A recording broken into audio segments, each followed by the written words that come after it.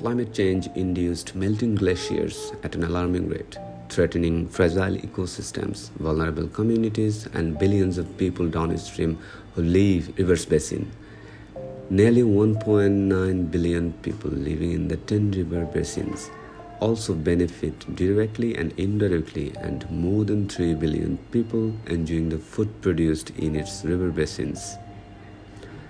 A study shows that the Himalayan region could lose up to two-thirds of its glaciers if global greenhouse gas emissions continue on a business-as-usual trajectory and average global temperatures rise by more than 4 degrees Celsius by 2100. Earlier in the winter season, at the time of January, February, December, January, February, early morning we have looks like it's very cold here, and sometimes the water also fails at that time. But these days we are not facing that types of problem. It means temperature is gradually rises. Yeah. Melting glaciers, rainwaters, and groundwaters help farmers downstream irrigate their crops.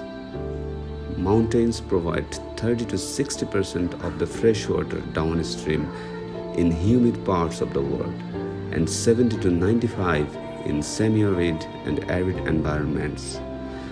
FAO analysis in 2012, 39% of the mountain population in developing countries are vulnerable to food insecurity, which increases 30% compared to 12 years period.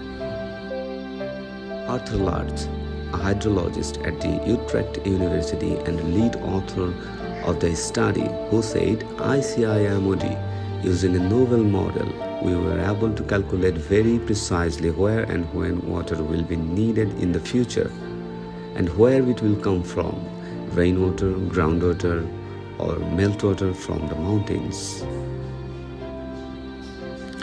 Agriculture in South Asia is vulnerable to climate change. Adaptation process will require a sustained agricultural productivity, reduce vulnerability, and enhance the resilience of the agricultural system to climate change.